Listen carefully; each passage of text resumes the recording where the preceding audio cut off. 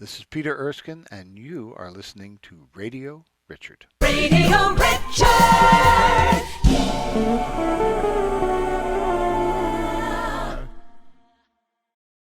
Grammy and multi-award-winning drummer and composer Peter Erskine is widely regarded as one of the world's finest musicians and educators. His 50 albums as leader are joined by playing in the iconic bands of Stan Kenton, Maynard Ferguson, Weather Report, Steps Ahead, Joni Mitchell, Steely Dan, Diana Krall, both Brecker brothers, Gary Burton and Pat Metheny, and John Scofield. But that's enough about him. Let's actually listen to Peter Erskine. Peter, I am something of a drum nerd. I'm not a drummer, but I am a drum nerd, and I love all the stuff that most people probably think is boring, like, what heads you're using and what you use to screw down the heads and what dampers you... I love all that stuff, and I'm fascinated by it because obviously I think it's also what you do to create your instrument. So this is all great fun for me. Good. So, the first question I want to ask you, I guess, is I've been transcribing your drum parts since, the 70s. so I learned a lot about writing for drums by transcribing your parts and Steve Gadd parts and Harvey Mason's parts and stuff. I would say, how do they create that rhythm? And I write out very meticulous drum parts. So this is how I learned how to do it a lot from listening to your playing. And would it be true to say that a lot of the jazz records that you've played on, probably not the big band stuff, but a lot of the jazz records, not that much is actually written? Well, thank you for having listened to my drumming all these years. Yes. But you're correct that things are primarily left up to the imagination and discretion of the drummer, and that's pretty much how we drummers like it. If I get a piece of music that's obviously a printout of a drum temp track, whether it's a Sibelius or Finale or Dorico, Sure. something that's been used to kind of help visualize the music for the composer, as opposed to a drum part. Then there's a lot of information in there that I don't want to see. Right. I don't want to see a fill. I just want to know what the ensemble is playing. So a good drum chart for me is like a really good map, and because we're traveling in linear, Sure. time. I know where the piece of music starts, and I know where it stops, and any particular or specific rhythmic events that could use either preparation or tutti ensemble support, Sure. as well as crucial dynamic stuff. So, I did a piece with a British composer named Mark Anthony Turnage that he had originally scored for classical percussionists, and Yes. so two or three players were kind of approximating a drum set, and I said, this is exactly what I don't want to have to decipher. So I sent him a number of big band drum parts, including things that Bob Mintzer had written, Right. Mendoza, stuff out of the Basie/Sammy Nestico book. And he got a very good sense quickly of how sparse a drum part could be, Yes. and the good results that could come from that. As I say, I do write out drum parts, but I always say to the drummers who I work with, this is just my idea of it. You're very free to rewrite the part entirely. Obviously, if I was writing a swing thing, I would write a lot of slashes because it's crazy to write out all that stuff. But what I'm interested in is if you could describe the process by which, for instance, I would guess that a lot of jazz records that you've done, and you've done billions of them, you would be handed a lead sheet, would you not? Or like if somebody brought in a tune, even to Weather Report, when you were in Weather Report and somebody brought in a tune, what would they give you? oftentimes there'd be no written music. Wayne Shorter was quite meticulous in terms of not the drum parts. He wrote out very specific keyboard parts Indeed. and in a florid hand, uh, which made it, I think, all the less legible for Zawinul. And Wayne also had a tendency to mix his accidentals in within a single chord voicing, so you'd have Uh, sharps and flats, uh, but amazing harmonies. Uh, right. and so what we did with almost all of Wayne's tunes until the final album, uh, that was just simply titled Weather Report. He had one tune that he had a very specific idea rhythmically what he wanted.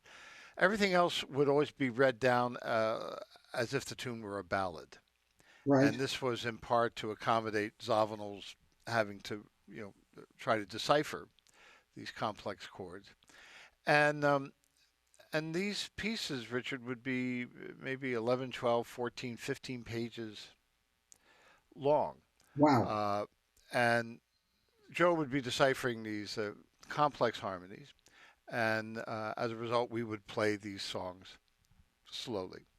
Uh, and then uh, either Joe or Jocko would usually go, "Hey Wayne, this like this thing on page 8 is really interesting. Can we focus on that?" And then that would become almost like an ostinato, like a repeat figure. And all of a sudden, I was like, "Wow, I wonder if this might have been the process with some of Wayne's music and Miles's band." I don't think so, but uh, all of a sudden this tune would form, and then we'd start playing with tempos because the learning curve had been uh, reached, Right. and we could start having fun with different fields. Um, so much of the weather report thing was collaborative in terms of trying to find something, and oftentimes the only direction I would get was you know we don't like that beat. Can you come up with something else? Right. Uh, Sure. and that happened in steps ahead. I was doing a film date at Warner Brothers uh, on the Warner Brothers stage, and whatever approach I had taken on the cue, uh, hey Peter, we don't like what you're doing. Can you come up with something else? And when you have an 80-piece orchestra sitting out there, you realize, well, I've pretty much got one chance here. And luckily, the alternative, whatever, seemed to work. The input of a rhythm section, if we're being watched or listened to by any writers or producers out there, um, uh, they can often get the best out of the musicians they're working with by, uh, inviting some of their creative input because Absolutely. and it's a problem when you demo stuff or you build it. You can get married to the temp tracks that you've put together. And if Sure. somebody doesn't play it, I've gone into some sessions where they want me to replicate stuff that's been programmed, and Yes. some of that stuff is not possible, at least for me, Right. with just two hands and 2 feet. But on the other hand, as a writer, as I say, my approach has always been that being a composer and being an arranger for 45 years, I write stuff out, but at the same time, I also invite when I have a brilliant player, like yourself, I say, okay, here's what I've written. I know it's playable because you know, I studied Pete Erskine's playing, so I know it's playable. But if you have a better idea, great. So I think there's a balance between those two things.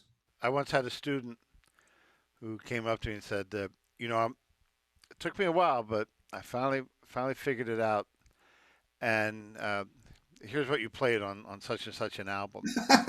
And in fact, the part he was playing for me was a combination of two drum sets that I'd overdubbed. Ah, and he managed to do it all at once, and I just went, Hmm. "That's pretty good. That's pretty good. Keep working on it." Right, right, exactly. Well, that we a lot of times we don't know these things, and I once did a session with Ricky Lawson, and I wrote out one of his famous grooves, on one of the records that I heard, and he said, "You do know that I did that with two drum kits?" And I said, "I had no idea." He says, "But I'm going to overdub it for you just the same way I did when I was doing it with the Yellow Jackets." So that was his introduction for me to a whole world of secrets of records that we love. Now, the guy who didn't need to overdub, and it was so much fun to see in your excellent video, was Charlie Smith, who is seen playing the drums with uh, Dizzy Gillespie and Charlie Parker, that version of Hot House on television. Yes, yes, yes. That was a lot of fun to see And that. I think that is a trademark of your playing, uh, from all the stuff that I've listened to, is the fact that number one, you play the composition rather than playing the drums. And you're always very aware. And that's another thing I started talking about. It's the way that you work out your own parts. I mean, you can't really do that unless you've done you've got a library in your head of genres and of records and of performances, and you've obviously built up from a very early age.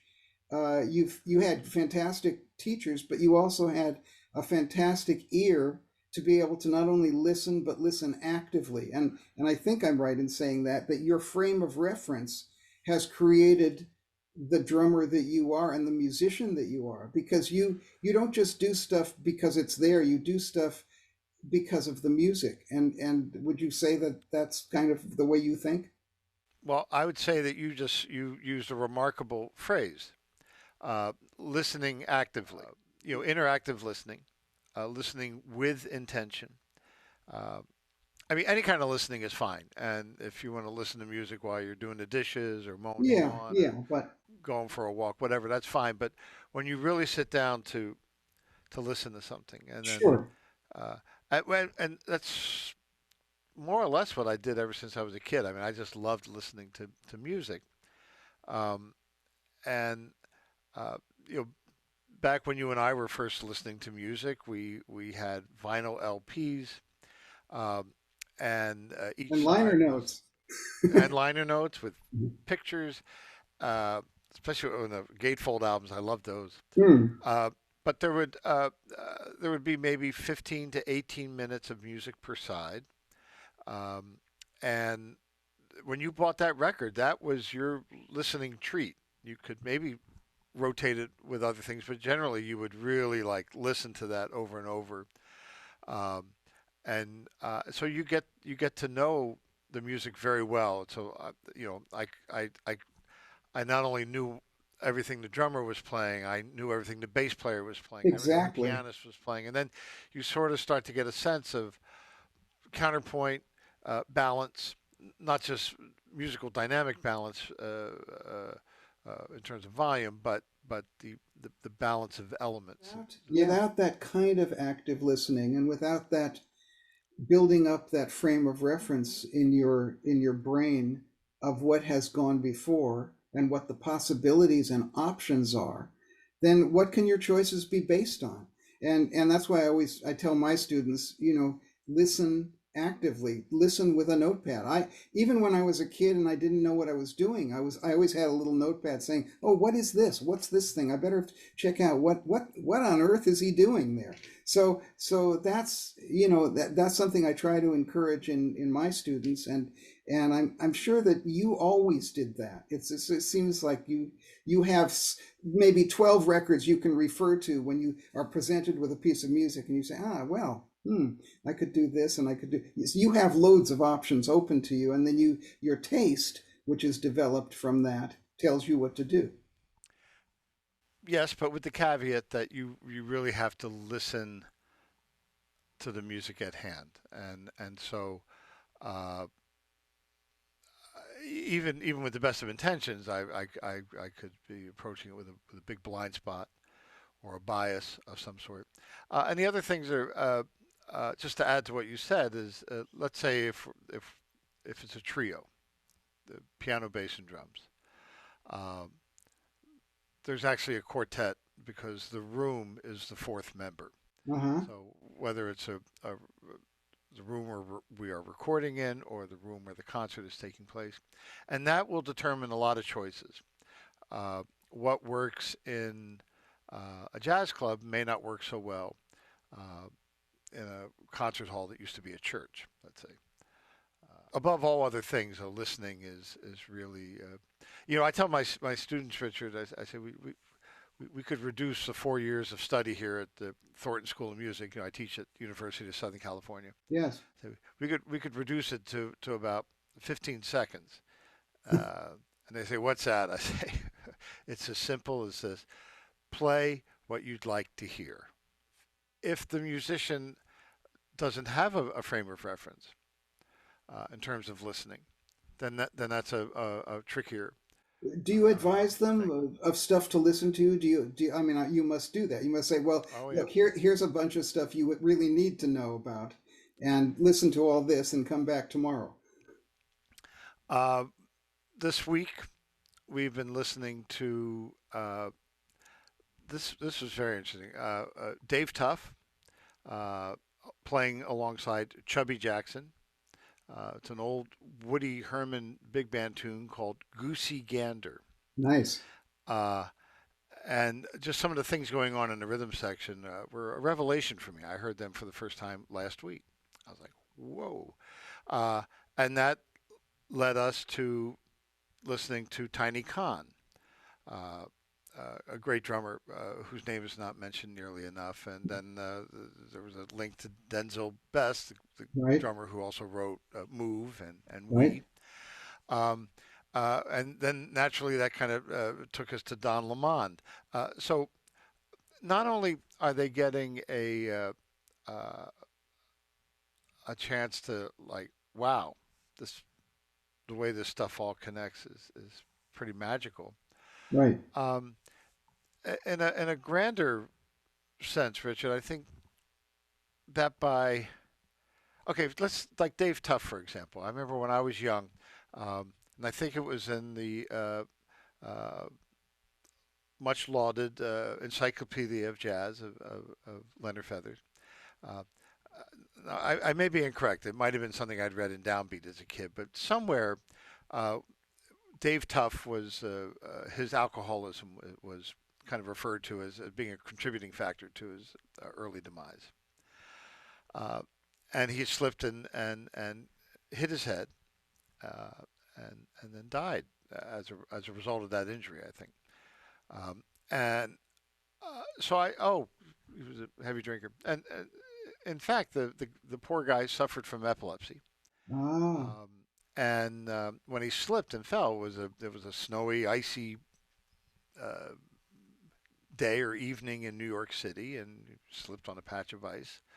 So uh, my thought was, and I sensed it quite palpably yesterday in my teaching studios that you know these these musical uh, warriors of sorts, uh, they they're granted uh, immortality if we're present enough to remember them, if we're able to uh, tell the correct story about them, if we're able to listen to them, and then they're alive in our shared consciousness. Right.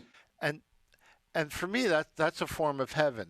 And so I feel as a teacher, I want to grant uh, that presence in heaven to as many of the jazz warriors. The students all seem to respect that, and I think they Right. like that idea of okay, so that then makes them a participant, not just hey, listen to this. That's And really that is simple, but exactly, Peter, that's exactly why I'm doing this Radio Richard thing. Because I had done all these interviews with the BBC, and I love talking to musicians about their ideas. And I thought, well, the general public and especially musicians need to hear these ideas, these concepts, which these wonderful, brilliant artists have come up with, and so that's why I do the Radio Richard. The same reason. Good. Well, I hope I'm not going to be dead in the You don't near have to be future. dead to be on Radio Richard. Okay, You good. just have to have a beard, which both you and I have. Excellent. Let Good. me ask you about something else that you touched on, that things that influence your playing at a particular time. For instance, it's not just the composition, it's not just the room, but also another thing that will influence you is the other players. Now, let's say you're playing with somebody like Chuck Berghofer, who I had the great honor to play with a couple of times. I mean, his time is just frightening. It's so beautifully there. But what do you do as a drummer if you're playing with a bass player who's not bad, not a bad bass player, but has a bit of a pushy feel on the time, or a bit of a plays slightly behind the beat on side? What do you do? Well, when I worked with Chuck, the first thing I did was I dressed him as Mr. Berghofer, which Good. always cracked him up. Um, we have a saying at USC. Um, there's no negotiation when it comes to time. So I try not to budge. If I feel, oh, they want to play it back a little bit, and then zoom, the thing's just going to slow down. So whether a bass player is pushy or whether they're a little behind the beat, I just put it where, here's this is what was counted off, and this is where I'm going to play it. And are you Um, able to alter their playing by doing that? yeah, generally, I mean, nobody plays bad on purpose. No. And so sometimes an open discussion uh, might be warranted, and generally, uh, hey, you're playing behind the beat, or you're playing. There was a terrible, uh, uh, funny but terrible joke, practical joke that was played on Shelley Mann and Ray Brown. They were finishing up a film score, and the way it works with film scores is you start with the largest ensemble, the beginning of the scoring process, and you finish with the smallest. So it was the last day, the last part of the session. Everyone else has been sent home, and there's one cue for bass and drums. And somebody in the control room thought, hey, wouldn't it be funny if we give Ray a click at one tempo, and then we give Shelley a click at a slightly different tempo, just a little bit different.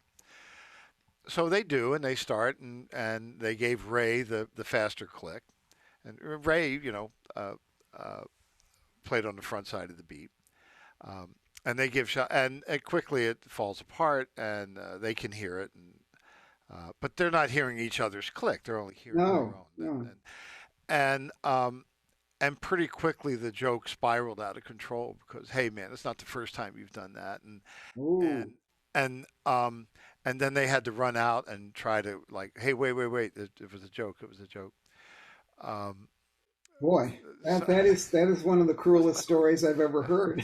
that was a bad joke, actually. Very bad joke. Oscar Castro Neves told me that, Hmm. and I Well, have no reason to doubt its veracity, but uh you know uh I remember one time. Now this isn't addressing tempo so much, Richard, but one time with steps, we were playing somewhere, and the tendency is like, hey man, you give a bit of a dirty look or an evil glance that you feel that they're making you not sound as good as you normally would. right. They're somehow sabotaging your efforts. And if you come off and attack somebody, they'll naturally get defensive. Um, my father was a psychiatrist, so I remembered a good piece of advice he told me once. He said, you always have to give something to someone before you attempt to take something else away. Very true. So anyway, one night I came off the bandstand, and I said to the band, I said, hey everybody, I'm sorry. I don't know what's going on, but I feel like I'm really letting you all down. I'm not playing uh, this, that, or the other, and I apologize. And then instantly, Mike Brecker went, "No, man, it's not you, it's me. I got a phone call. oh, well, geez, and another guy. And then we all Right. kind of like either looked at each other, shook, or even had a little band hug. And the next set was great.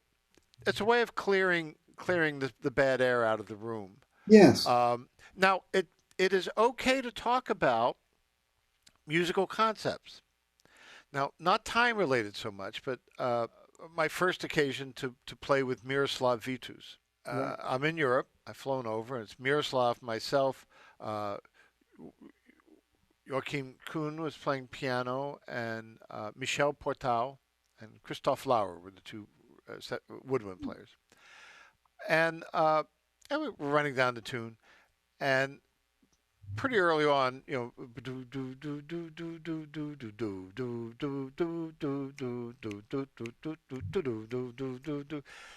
and I sense that he's testing me. So I make a conscious decision right there. I say I'm going to ignore him. I'm not tempted to play that, and not my idea, and he can do what he wants. So, because I'm trying to find the horizon of the tune.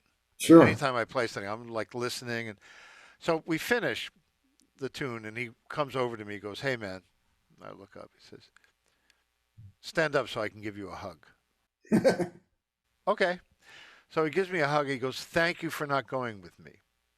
He said, "So many European drummers, they go with me." Now, this is what he said. He said, "That's why I love you, American drummers, because you guys just don't give a shit."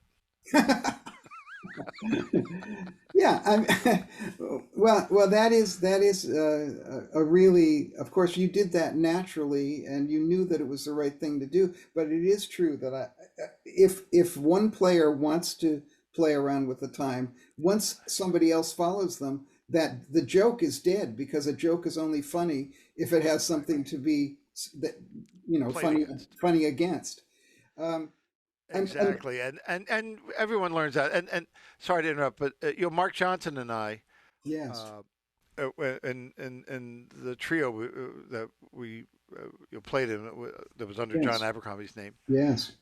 Sometimes I'd be playing boom boom boom boom boom, and I'd hear Mark go boom boom boom boom boom boom boom boom boom boom boom boom boom boom boom boom Ooh, boom boom boom boom boom boom boom boom boom boom boom boom. And it worked because I didn't go with him, and we would talk about like, hey, if you hear me, start to rubber band with the time a little bit, uh, just keep doing what you're doing. And so we had a lot of fun doing mm, that. mm-hmm. I would do it, he would do it, and we instinctively knew when somebody was just trying to pull on the fabric Yes, just enough to create a little tension release moment within everything else that was going on. And so we would do postmortems after gigs. We would listen to other bands like rhythm sections at jazz festivals and go like, you hear that? That was hip, or you hear that? right, That was not hip. right, right, And so we were trying to refine as well as define our hipness sensibility. right. That also reminds me of what you were talking about when you were doing the polymetric patterns over a certain groove. If everybody else goes with you, you're dead in the water. Yeah.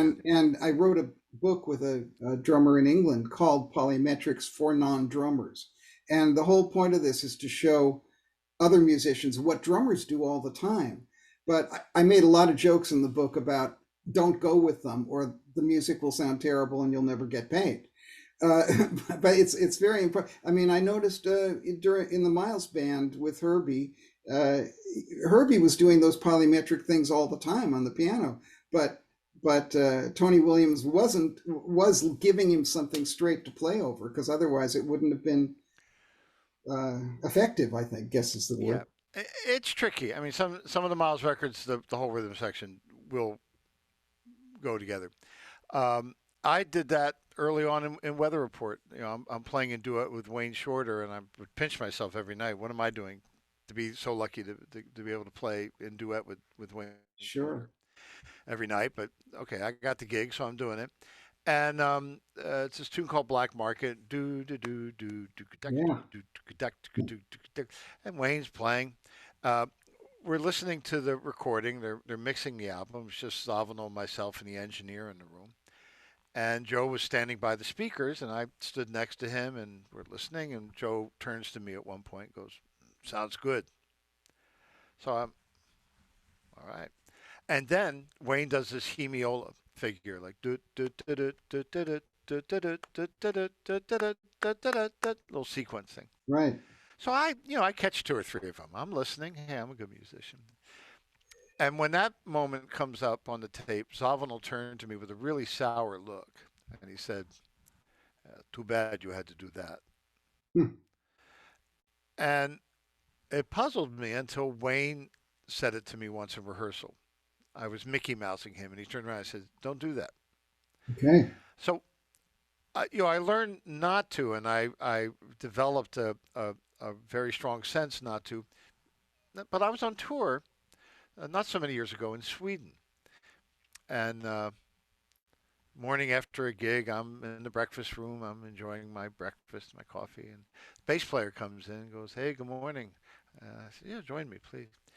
He goes, "Thanks." He goes, "Did you hear about the fight last night?" And I went, "No, what happened?" So apparently, some of the musicians were in the bar, and one of the, I think it was a trumpet player, had a bit. Well, they're all drinking too much, but he started complaining loudly that I wasn't listening. Obviously, wasn't listening to him because I wasn't catching his figures. And another guy said, "Of course he's listening to you, and of course he's not playing those figures. That's Hmm. such a corny idea." Right. And then that prompted this whole animated argument that they had. Right. And I said, "Oh, thanks." Uh, because he was sticking up for me. 'Cause the bass player Right. knew exactly where I was coming from. And so it's not to everybody's taste. Some people, sometimes with Bob Mintzer doing a big band thing, uh, and the horns had like a, uh, and so I would do, ah, I anticipated it. Yeah. Uh, or I would play it after. But I think it was more of an anticipation. And just before we tracked it, Bob went, "Oh yeah, Pete, do you mind playing that with the band?" Sure. Yeah. Okay. Uh, I should show you. I should give you a quick tour of my studio, though, shouldn't Yeah. I? I would absolutely love that. Now, of course, with the apps. It doesn't look very fuzzy at the moment. I don't see any fuzz on it. But Oh, the fuzzy music. The name came from the concept of fuzzy logic. Yeah. yeah. Here's your fuzz Yes. right Exactly. here. Exactly. This is the iPad. I have a couple of iPads here, and this is my Wow. whole kind of control center. Man. And when I switch cameras, I use these Blackmagic ATEM devices. Wow. And I have two computers at work here. This single keyboard and smart mouse can control. That's my Zoom or Internet Connect computer. And then over there, well, I call it the Pro Tools computer, but that's where I Nice. have Luna, because I have all universal audio devices, Great. and so we find we were experiencing the least amount of latency. There's my marimba that I Oh don't play yes. nearly enough, an old vintage Rogers drum set, and a Nice. very nice Yamaha piano there. Um, so uh, anyway, through the Lovely. Thank miracles of you. modern technology, Yes, I know uh, you're much more high tech than I am. I must say, but well, thank you for the compliment. I don't know if that's true because you've produced some incredibly sophisticated recordings. But what I did have to do when the pandemic hit, uh, I turned to my colleagues at school. I said, "Look, we're 4 miles down the road from Hollywood, yes. and if we can't put together a more compelling video teaching presentation than some school in the Midwest, we have no business doing that. Not to demean any schools in the Midwest. I just No, no, they no, of were course not. they were the standard. I went to school in Indiana, so I Right, love the there you go. Midwest, and I went to high school, Interlochen Arts Academy, Nice. um, and I love America, Thank you. but I like how we do things at USC, and so this was. Uh, it was a lot of work, figuring out latency issues and the tension between the two and the three. Yeah. That's the whole thing. That's the beauty of the music, not just clave, but the what is swing, Indeed. and you don't have to go.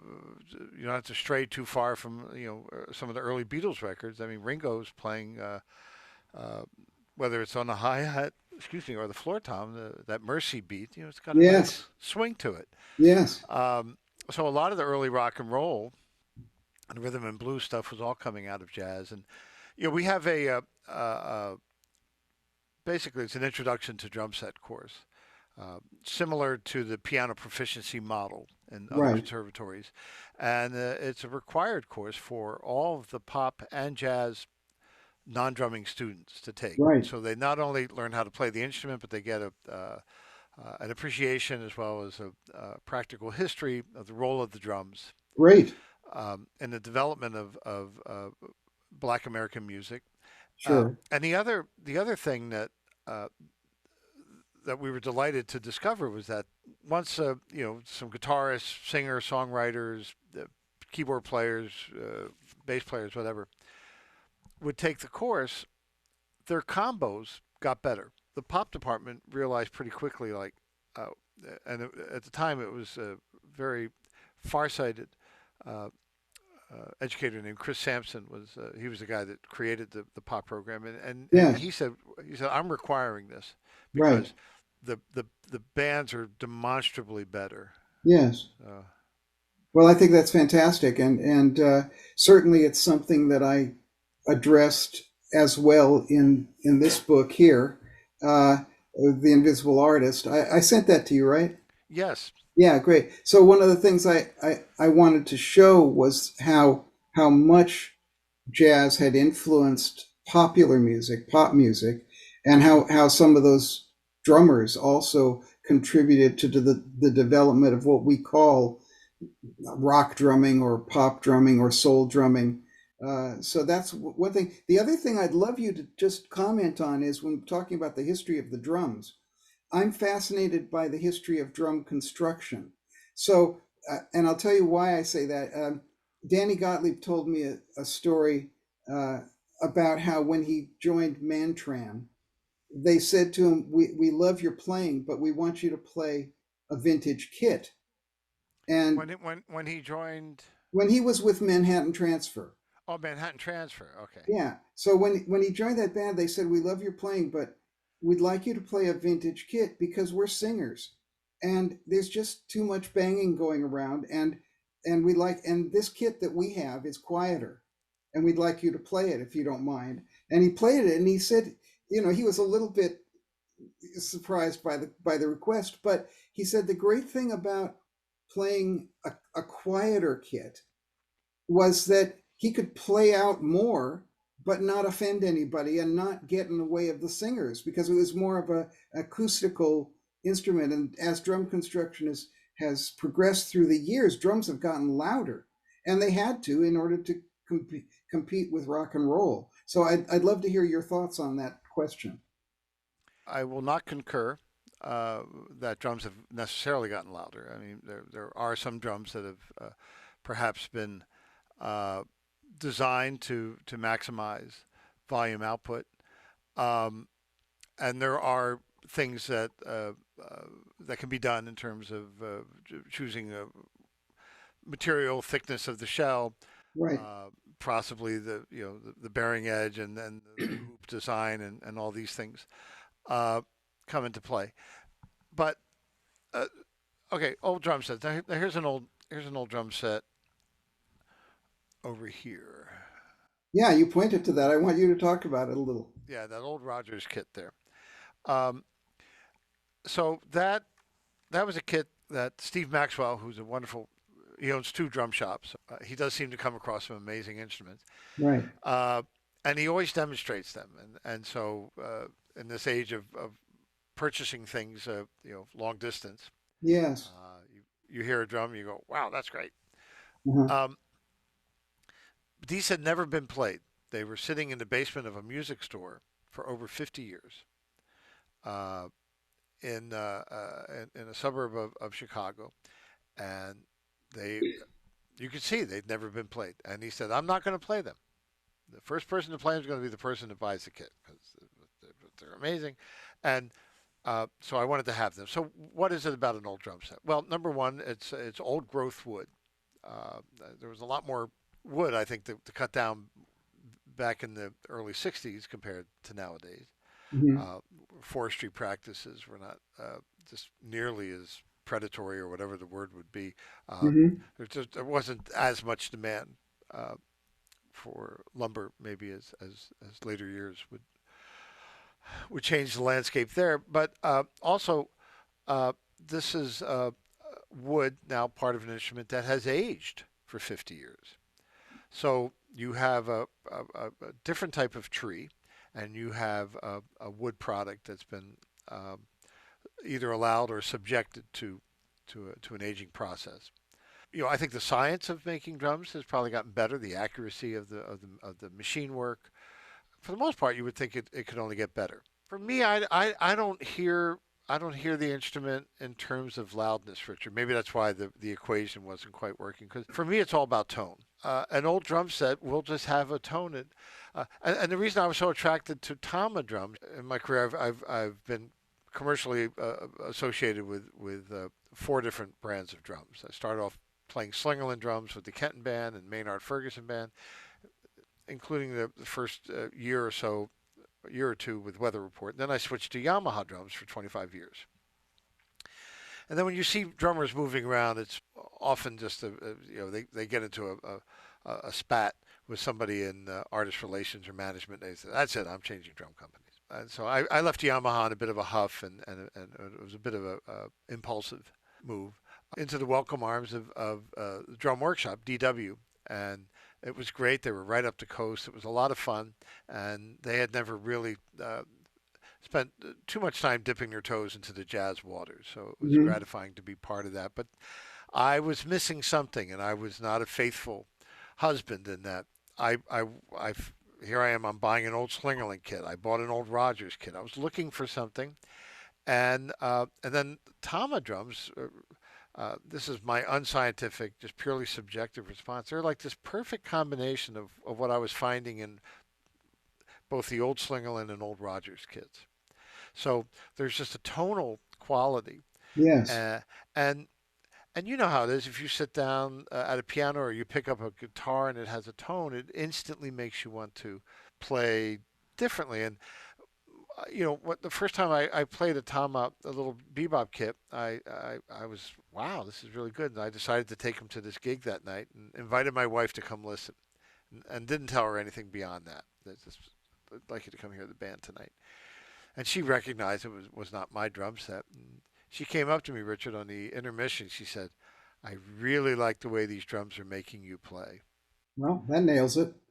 That nailed it. I said, "That's it." And I upset a few apple carts in the process of swinging. But I feel I'm set for life at this late stage of things. But I've got the drum set I couldn't be happier with. I've been playing Zildjian cymbals all my life. And I'm coming up to 50 years as an official signed artist with them. Nice. And the drum heads are Remo coated ambassadors, just same heads I played when I was a kid.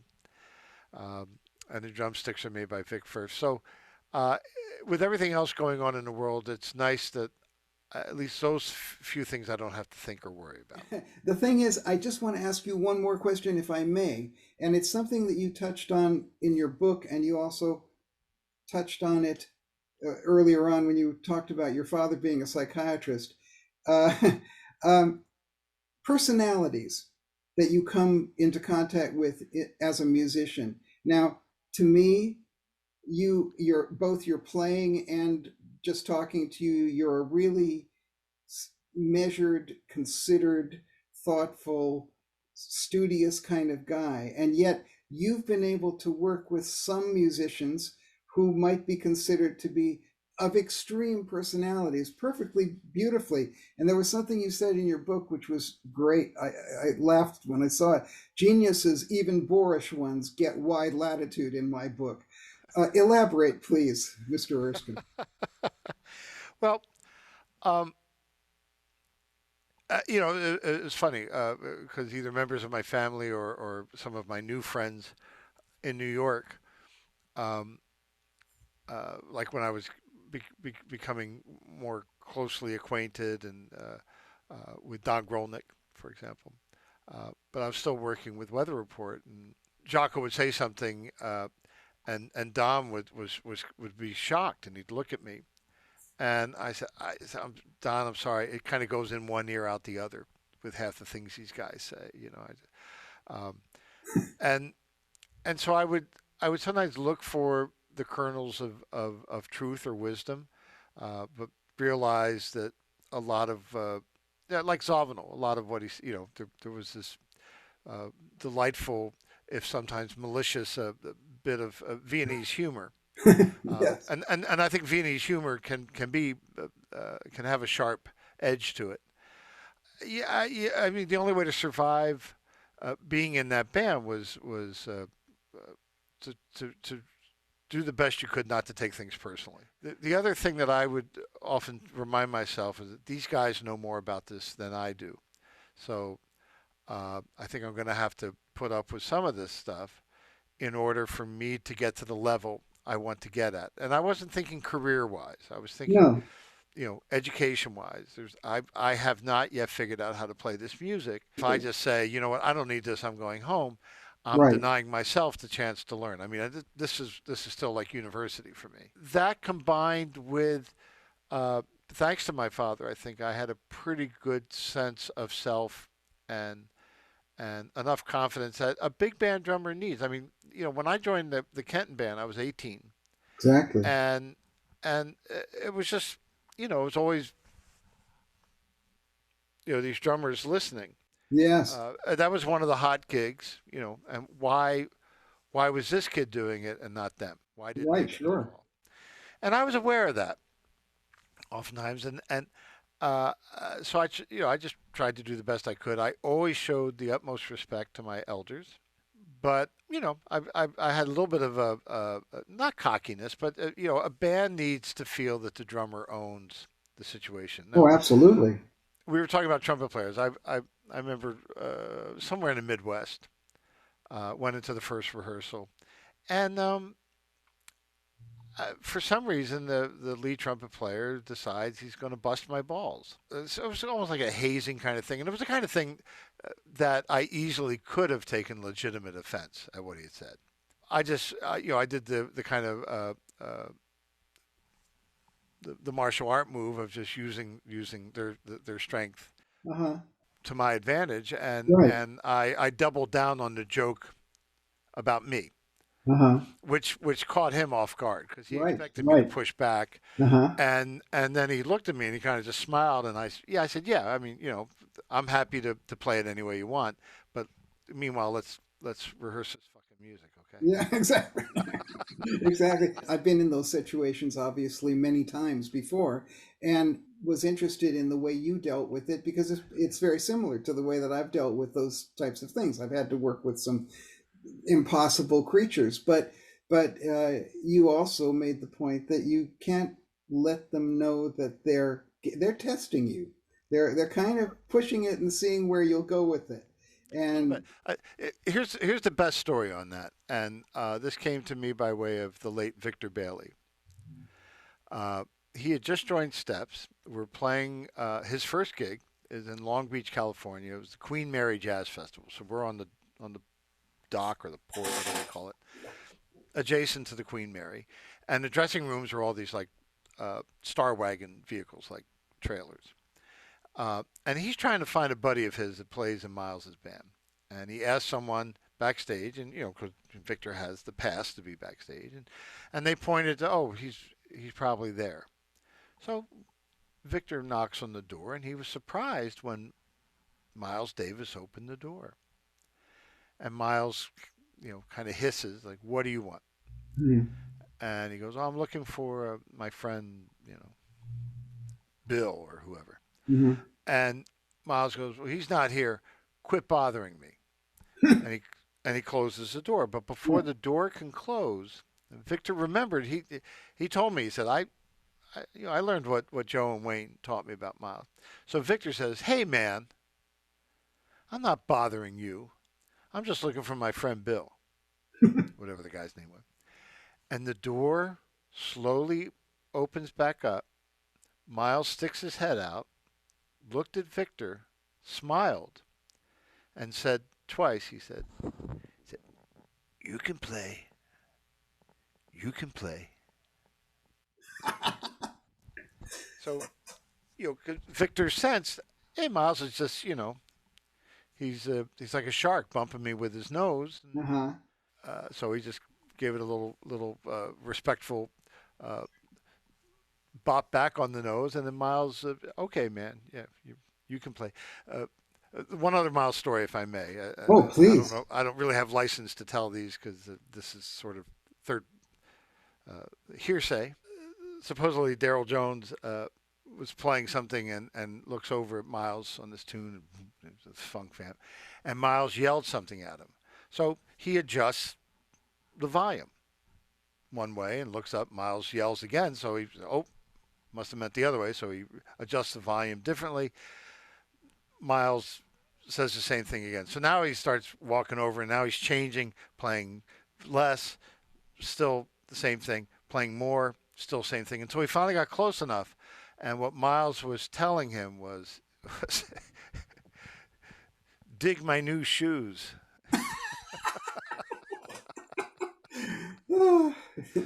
Yeah, that's well. What can you do? You can't win. Got to dig his new shoes, I guess. Yeah, This has been very fun. And absolutely. I I don't know if it's been the greatest interview in the history, as you say in your book. I think it was. Well, great. I've really enjoyed it too, and I'm super grateful to you for making the time to do this, and so great to have you play for the show, and can't thank you enough. Well, thank you, Richard. I'm a fan, and I really appreciate that you invited me on. And if you want to talk about old drum sets, we should do that. Okay, definitely, man. All right. Okay. Thank you very much. Thanks very much. Okay. Radio Richard. Like, share, subscribe, even donate. Radio Richard. Be informed. Be amazed. Be inspired.